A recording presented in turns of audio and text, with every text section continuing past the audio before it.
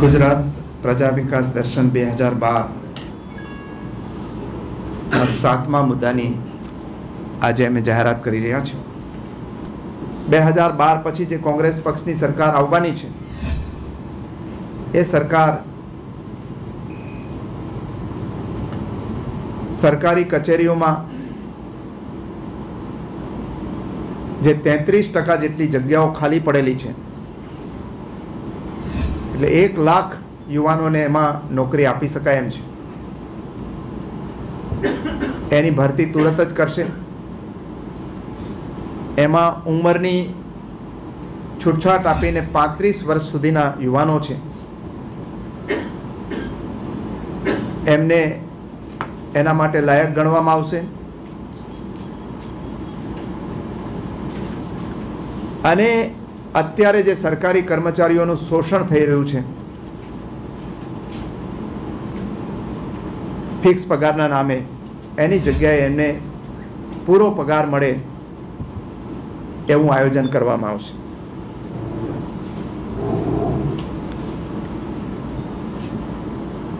અને રાજ્ય સરકાર નવી રોજગાર અને ઉદ્યોગ નીતિ લઈ આવશે।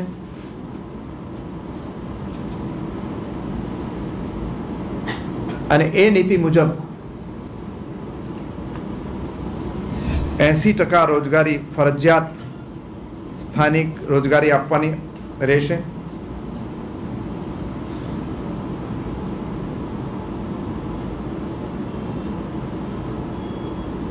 5 વર્ષમાં 10 લાખ નવી નોકરીઓનું સર્જન ખાનગી ક્ષેત્રોમાં થાય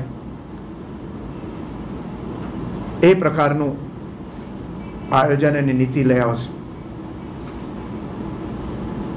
સ્વર્ગસ્થ ઇન્દિરા ગાંધીએ એપ્રેન્ટિસશીપ એક્ટ લઈ આવીને દરેક વ્યવસાયિક કેન્દ્રો અને ઉદ્યોગ ગૃહોને શિક્ષિત અને ટેકનિકલ લોકોને, યુવાનોને સ્ટાઇપેન્ડ સહિતની તાલીમ આપવા માટેનો કાયદો લઈ આવવામાં આવેલો। રાજ્યમાં 100 જેટલી નવી આઈટીઆઈ શરૂ કરીને એ આઈટીઆઈમાં પણ નવી તરહના કોર્સ ઊભા કરવામાં આવશે જેની ડિમાન્ડ સૌથી વધારે હોય એવા। જે પરંપરાગત કારીગર વર્ગ છે, વિશ્વકર્મા સમાજ છે, વણકરો છે, ચમારકામ કરતા ચમાર ભાઈ બહેનો છે, ભરત ગૂંથણ અને એવા કામમાં લાગેલા છે, આ જે પરંપરાગત વ્યવસાયો કરે છે એમના જે યુવાન દીકરા દીકરીઓ છે, ભણેલા છે, એને વ્યવસાયમાં મૂલ્યવર્ધિતા આવે, વેલ્યુ એડિશન આવે, એટલા માટે એને તાલીમ આપવા માટે ગુજરાતમાં હેન્ડીક્રાફ્ટ એકેડેમીની રચના કરાશે। કોંગ્રેસ પક્ષની સરકાર જે આદિવાસી બેલ્ટ છે આપણો, એ બેલ્ટની અંદર સ્વરોજગાર જે પરંપરાગત વ્યવસાયો છે એના માટે સ્વરોજગાર કેન્દ્રો ઊભા કરશે અને ત્યાંના યુવાન યુવતીઓને જુદા જુદા વ્યવસાયો અને ટ્રેડની અંદર તાલીમ આપવા માટે ખૂબ જેમની વિશ્વ કક્ષાની અંદર જેની એક્રેડિશન થયેલી છે એવી સંસ્થાઓ મારફત એને તાલીમ આપી અને નોકરીઓ માટે તૈયાર કરાશે। કોંગ્રેસ પક્ષ નવી આઈટી પોલિસી લઈ આવશે, નવી આઈટી શિક્ષણની નીતિ લઈ આવશે અને આઈટી શિક્ષણના ભાગરૂપે જ અમે ફ્રી લેપટોપ બધા કોલેજના વિદ્યાર્થીઓને આપવાનું નક્કી કરેલું છે અને બધા જ વિદ્યાર્થીઓને આઈટી એમ્પાવર્ડ કરીને મોટે પાયે આઈટીમાં રોજગારી મળે એના માટેની અમે નીતિ લઈ આવીશું। કોઈ યુવાનોનું શોષણ ના કરે એની ચિંતા થશે। આઉટસોર્સિંગના માધ્યમથી વચ્ચેનો માણસ મલાઈ ખાય એમ નહીં, ગુજરાતના રિસોર્સિસ વાપરવા હોય, ગુજરાતનો પાવર, ગુજરાતની જમીન, ગુજરાતનું પાણી વાપરવું હોય તો કામ કરનારને સીધો પૂરો પગાર કોઈ પણ કંપનીએ ગુજરાતમાં કામ કરવું હશે તો આપવો પડશે. કોંગ્રેસ શાસન વખતની જે નીતિ હતી 80% ગુજરાતી, એટલે ગુજરાતી એટલે ભલે બિહારમાંથી આવીને રહે કે મહારાષ્ટ્રમાંથી, પરંતુ ગુજરાતમાં વસતા હોય, એનો પરિવાર હોય, બોર્ન બ્રોટ અપ અથવા તો રહેણાંક છેલ્લા સમયથી ગુજરાતમાં હોય, ગુજરાતી, એવા ગુજરાતીને 80% ને નોકરી આપવાનું ફરજિયાત અમલમાં મુકાશે. ટાટા જેવાને કોઈને છૂટછાટ આપી હશે તો એ નીતિની પણ પુનઃ વિચારણા થશે. અમે અહીં એવા યુવાનોને તૈયાર કરીશું કે જેમ આપણે ડોક્ટર ઓન કોલ આવે એમ એને ફોન કરીએ, એ યુવાન આપણે ત્યાં આવે, એને કૌશલ્ય પૂરું પાડેલું હોય કે ફ્યુઝ બદલાવાનો છે, એ આવીને ફ્યુઝ બદલાવી લે. આપને વાયરિંગ બળી ગયું છે, એ વાયરિંગ કરી શકે. આપને ત્યાં નાના મોટો બાથરૂમનો દરવાજો તૂટી ગયો છે, એના મિજાગરા નાખવાના છે, તો એના પાસે સ્કિલ છે. એવું સ્કિલ ડેવલપ થાય અને એ યુવાનોને આત્મનિર્ભર રોજીરોટી મળે.